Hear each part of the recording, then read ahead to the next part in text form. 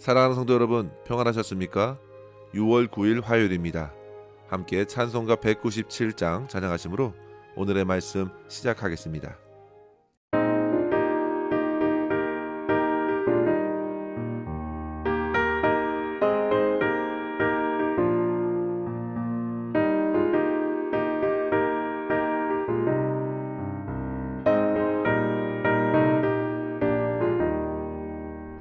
은혜가 풍성한 하나님은 믿는 자 한 사람 한 사람 어제도 오늘도 언제든지 반창고 보호해 주시네.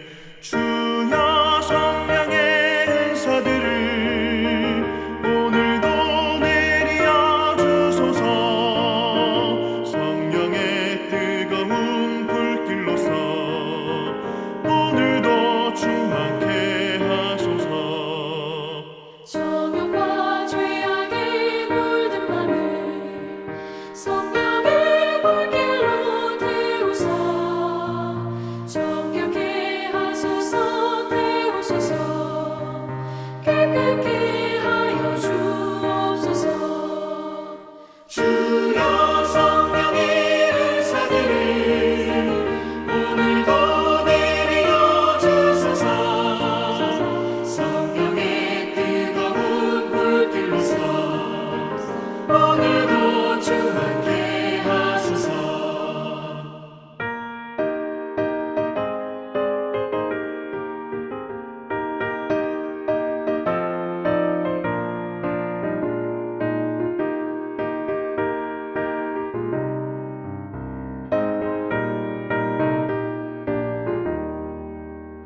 희생의 제물로 돌아가신 어린 양 우리 주 예수여, 구속의 은혜를 내리시사 오늘도 구원해 주소서.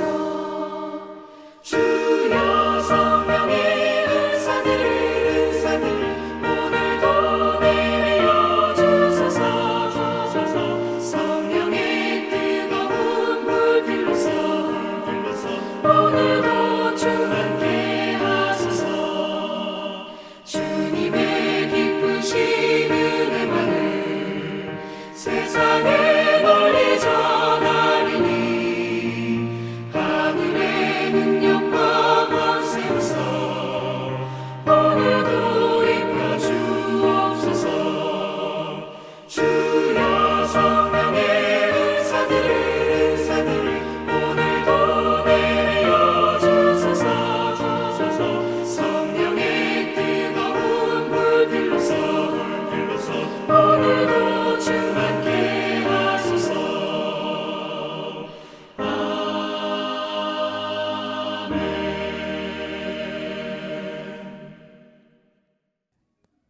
아멘. 이 시간 함께 나눌 말씀은 고린도전서 14장 1절에서 12절입니다. 사랑을 추구하며 신령한 것들을 사모하되 특별히 예언을 하려고 하라. 방언을 말하는 자는 사람에게 하지 아니하고 하나님께 하나니 이는 알아들을 자가 없고 영으로 비밀을 말함이라. 그러나 예언하는 자는 사람에게 말하여 덕을 세우며 권면하며 위로하는 것이요, 방언을 말하는 자는 자기의 덕을 세우고 예언하는 자는 교회의 덕을 세우나니 나는 너희가 다 방언 말하기를 원하나 특별히 예언하기를 원하노라. 만일 방언을 말하는 자가 통역하여 교회의 덕을 세우지 아니하면 예언하는 자만 못하니라. 그런즉 형제들아, 내가 너희에게 나아가서 방언으로 말하고 계시나 지식이나 예언이나 가르치는 것으로 말하지 아니하면 너희에게 무엇이 유익하리요? 혹 피리나 검은고 같이 생명 없는 것이 소리를 낼 때에 그 음의 분별을 나타내지 아니하면 피리 부는 것인지 검은고 타는 것인지 어찌 알게 되리요? 만일 나팔이 분명하지 못한 소리를 내면 누가 전투를 준비하리요? 이와 같이 너희도 혀로서 알아듣기 쉬운 말을 하지 아니하면 그 말하는 것을 어찌 알리요? 이는 허공에다 말하는 것이라. 이같이 세상에 소리의 종류가 많으나 뜻없는 소리는 없나니 그러므로 내가 그 소리의 뜻을 알지 못하면 내가 말하는 자에게 외국인이 되고 말하는 자도 내게 외국인이 되리니 그러므로 너희도 영적인 것을 사모하는 자인즉 교회의 덕을 세우기 위하여 그것이 풍성하기를 구하라. 아멘. 오늘 말씀을 보면서 이러한 생각이 들었습니다. 한 병원 응급실에 어떤 환자가 심각한 통증을 호소하면서 들어왔다고 생각해 보십시오. 그런데 문제는 그 환자가 하는 말을 도무지 그곳 응급실 의료진들이 전혀 알아들을 수 없는 말이었다는 점입니다. 이런 일은 오늘날 우리 주변에서도 심심치 않게 일어날 수 있는 일입니다. 분명 그 환자의 표정 하나하나는 심각한 질병을 앓고 있는 것처럼 보였습니다. 하지만 그가 현재 겪고 있는 통증이 어떤 곳에서 오는 것인지, 그리고 그것이 얼마나 오랫동안 지속되었는지 정확하게 그 통증의 원인과 경로를 파악하기 전까지는 함부로 의료진조차도 환자를 제대로 처치하기란 곤란할 것입니다. 그런데 잠시 후에 그 환자의 말을 통역할 수 있는 분이 도착하자 이내 고통을 호소하던 환자는 안심하고 통역사에게 자기의 상태를 말해주죠. 그리고 통역사는 몇 마디의 말로써 환자의 상태를 전달하면서 곧 정확한 조치가 이루어지게 된 것입니다. 성도 여러분, 중요한 것은요, 말하는 것 자체에 있는 것이 아닙니다.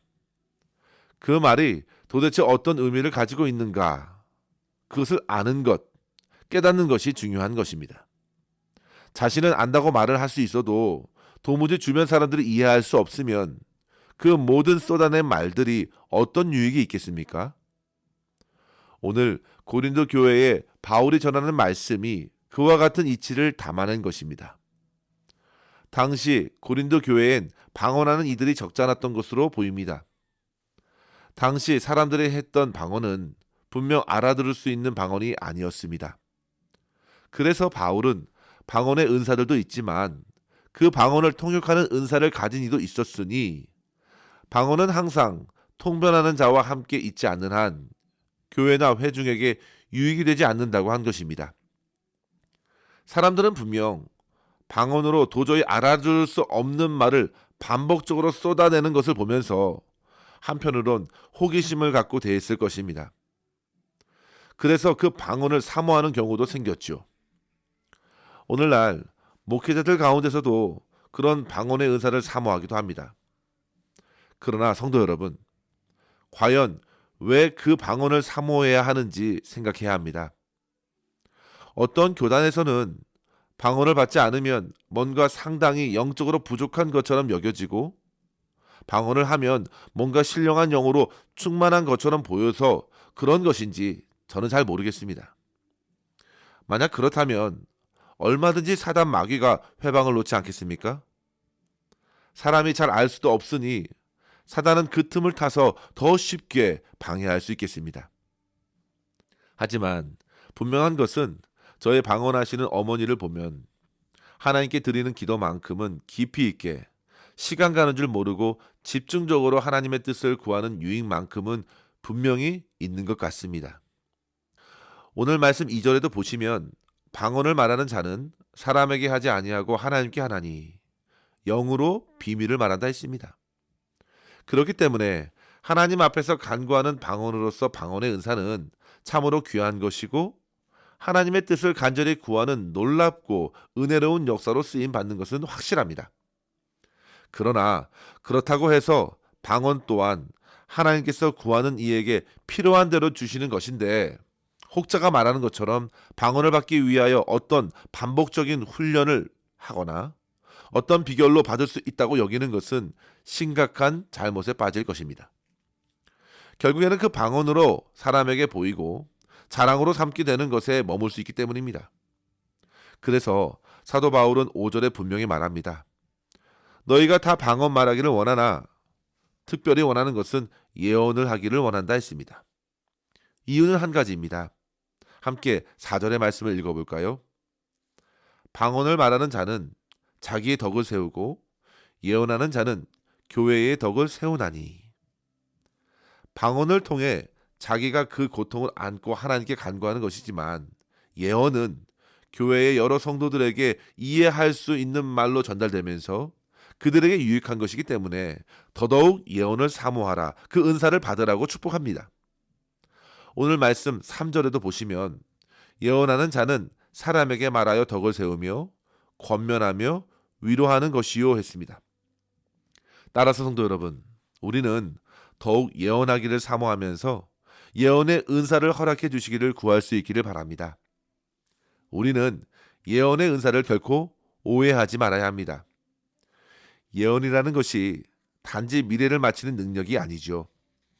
하나님의 말씀을 깨닫고 그 말씀을 권면하고 그 말씀으로 격려하고 위로하고 깨우치는 것입니다. 그것이 예언입니다. 지난달에 저는 요나서와 나훔서 성경 공부를 인도했는데요. 그때에 선지자, 예언자의 사명이 얼마나 중요한지를 생각할 수 있었습니다.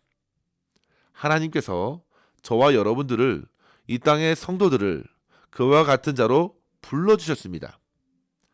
하늘의 말씀을 이 땅의 백성들에게 선포하는 것입니다. 이 땅의 전부가 아니라 하나님이 통치하신다. 그 하나님께 마음을 열고 나와야 한다고, 그래야 산다고, 그것이 제대로 사는 길이라고 깨우치고 세워주는 말씀을 전하는 것이 예언의 사역입니다. 오늘 읽지는 않았지만 고린도전서 14장 19절에 보시면 바울이 말하죠. 교회에서 내가 남을 가르치기 위하여 깨달은 마음으로 5마디 말을 하는 것이 1만 마디 방언으로 말하는 것보다 나으니라. 성도 여러분, 깨달음은 성령께서 우리에게 부어주시는 은혜입니다. 그 은혜로 남을 일깨우고 바르게 인도한다면 그 전한 말씀이 얼마나 귀한가요? 그래서 방언 1만 마디보다 훨씬 낫다고 말하면서 더더욱 예언을 사모하라 한 것입니다. 사랑하는 성도 여러분, 저와 여러분도 더더욱 예언의 은사를 사모하면서 그 은사를 발휘할 수 있기를 바랍니다. 모세도 민수기 11장에서 당시 모세를 섬기던 여호수아가 이스라엘 진중에서 엘닷과 메닷이 예언하는 것을 보고 달려와 모세에게 말하죠. 내 주 모세여, 그들을 말리소서. 그러자 모세가 말합니다. 민수기 11장 29절에 모세가 그에게, 여호수아에게 이르되 내가 나를 두고 시기하느냐? 여호와께서 그의 영을 그의 모든 백성에게 주사 다 선지자가 되게 하시기를 원하노라. 성도 여러분, 그렇습니다. 하나님께서는 이 땅의 이스라엘 백성들이 바로 선지자 나라가 되고 제사장 나라가 되길 원하셨습니다. 이 땅에 있는 성도들도 이미 도래한 하나님의 나라를 알지 못하고 땅의 나라가 전부인 줄 생각하는 영혼들을 깨우기 위하여 성령 충만을 힘입고 각 나라의 말로써 예언하게 하신 것입니다. 따라서 성도 여러분, 더욱 예언의 은사를 사모하시고 그 예언의 사명을 감당할 수 있기를 바랍니다. 그렇다면 예언은 무엇입니까? 그것은 모두 다 성령으로 주시는 말씀입니다. 그리고 그 예언들은 모두 다 하나님의 말씀에 깊이 뿌리를 내리고 있습니다.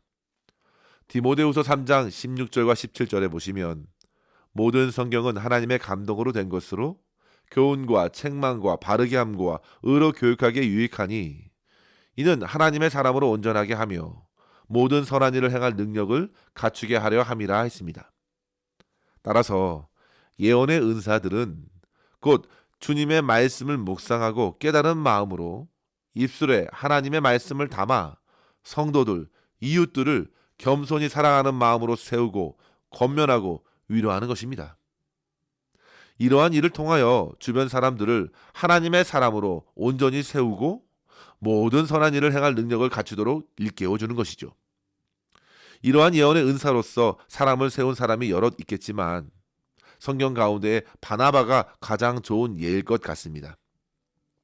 바나바는 위로의 아들이란 자기 이름의 뜻대로 사도행전 9장에서 당시 두려움에 떨던 예루살렘 교회에게 바울을 잘 설명해 주면서 이내 교회의 성도들은 두려움과 경계심에서 놓여 바울을 교회의 한 식구로 맞아들이게 되었습니다. 그리고 이후에 바나바는 바울과 함께 안디옥 교회에서 이방의 선교사로 함께 파송받기도 했습니다. 성도 여러분, 한 사람의 말의 힘이 이와 같습니다. 공동체를 평안으로 세워갑니다. 주의 말씀의 선한 능력이 성도들과 교회에 선한 영향을 일으킵니다. 따라서 우리는 나의 말이 반드시 하나님의 말씀을 담아내는 축복의 말씀이 되도록 연약한 자들의 위로를 얻고 주님 안에서 참된 회복을 일으켜 결국 선한 일에 더욱 힘쓰는 자로 세워가는 일에 귀하게 쓰임받기를 사모하면서 허락하신 은혜를 따라서 더더욱 힘써 예언의 사명을 감당할 수 있기를 주의 이름으로 간절히 축원합니다. 무엇보다 예언의 은사를 넉넉히 발휘하기 위해서는 먼저 계시록 1장 3절에 이른 대로 이 예언의 말씀을 읽는 자와 듣는 자와 그 가운데 기록한 것을 지키는 자가 복이 있나니 때가 가까움이라 했으니 그 말씀대로 주의 말씀을 더욱 열심히 읽고 듣고 지키면서 맡겨주신 삶에서 만나는 주변의 사람들을 귀하게 그 예언의 은사로서 세워갈 수 있게 될 줄 믿습니다. 사랑하는 성도 여러분, 바울은 우리의 말이 반드시 의미를 갖고 있다고 말했습니다. 그런데 그 말이 잘 전달되지 않으면 아무 유익이 없다는 것이죠. 본문 7절 말씀에 보면 피리나 검은고도 소리를 낼 때 분명한 소리를 내어 이것이 피리의 소리인지 검은고 소리인지 모르게 전달되면 별 의미가 없는 말이 된다는 것입니다. 분명한 소리를 내서 바른 의미를 전달해야 한다는 것이죠. 심지어 나팔이 분명하게 들려서 전투를 잘 준비하게 해야 하는데 신호가 잘못 전달되면 어떻습니까? 전쟁에서 준비 없이 몰살당할 수도 있는 것입니다. 죽고 사는 문제까지 이어진다는 말입니다. 그만큼 우리의 혀로 알아듣기 쉬운 말을 하고 귀한 뜻을 밝히는 말로 말하라는 말이죠. 성도 여러분, 서로 외국인이 되어 도무지 소통이 되지 않는 말이 아니라 영적인 말, 예언의 은사로 서로 덕을 세우고 서로 살리는 말로써 유익을 주라고 말합니다. 이를 위하여 성도 여러분, 우리는 이미 주신 예언의 말씀을 잘 배우고 깨달을 수 있어야 합니다. 뭔지도 모르고 말을 쏟아붓지 말고 깨닫는 말로 모든 예언의 성취자 되신 예수 그리스도를 드러낼 수 있어야 합니다. 그것이 바로 예언의 목적입니다. 시편 19편에 보시면 다윗은 대자연이 쏟아내고 있는 소리를 들었습니다. 그 소리는 하나같이 하나님의 영광을 나타내는 소리였습니다. 그리고 이어서 하나님의 율법, 하나님의 교훈, 하나님의 도를 묵상하니 그 또한 하나님의 성품을 드러내는 것입니다. 그리고 나서 자신을 보니까 어떻습니까? 그는 하나님 앞에 드러난 죄인이었을 뿐이었습니다. 비로소 그는 자기의 현실을 깨닫고 회개하기에 이릅니다. 하나님을 제대로 드러낼 수 없는 죄된 자신을 회개하고 그것이 받아들여졌을 때 그는 비로소 고백합니다. 시편 119편 14절에 이르기를 나의 반석이시요 나의 구속자이신 여호와여 내 입의 말과 마음의 묵상이 주님 앞에 연락되기를 원하나이다. 이것은 그의 모든 말과 모든 생각이 주님께 드려지는 말이 되어서 주님의 뜻을 이루게 해달라는 간구이자 결단이었습니다. 사랑하는 성도 여러분, 저와 여러분의 모든 말 또한 그렇게 주님께서 기뻐 받으시는 말이 되기를 소망합니다. 원망의 말, 불평의 말, 정죄의 말, 모든 불신앙과 교만의 말들을 내려놓고 사랑과 은혜로 소금치듯 맛을 내는 말, 주님의 말씀을 마음에 풍성히 품고 전하는 사랑과 위로의 말을 통해서 그 말을 듣고 있는 성도들, 주변의 사람들이 결국 그 예언의 성취대로 우리 주 예수 그리스도를 만나는 역사로 이어질 수 있기를 바랍니다. 그리고 더 나아가 우리 주 예수 그리스도를 닮아가는 은혜로 성취되면서 우리 하나님께 큰 영광 올려드릴 수 있기를 주의 이름으로 간절히 축원합니다. 기도하겠습니다. 하나님 아버지 감사합니다.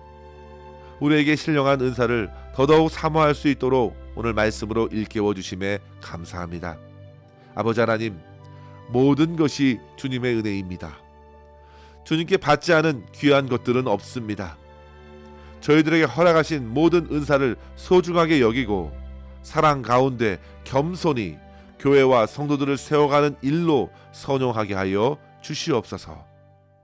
무엇보다도 겉으로 드러난 어떤 영적인 현상에 마음을 빼앗기지 말게 하여 주시고 이미 우리에게 주신 생명의 말씀, 예언의 말씀을 잘 묵상하고 깨달아 할 수 있는 대로 기회 주시는 대로 서로 위로하고 격려하고 용서하며 세워주면서 우리 주 예수 그리스도를 더더욱 의지하게 하여 주시고 주님만 닮아가는 역사로 이어지게 하여 주시옵소서. 오늘도 우리의 모든 삶을 온전히 주님의 손에 의탁하옵고 감사드리며 예수님의 이름으로 간절히 기도하옵나이다. 아멘. 사랑하는 성도 여러분, 오늘도 주님과 함께 승리하시길 바랍니다. 감사합니다.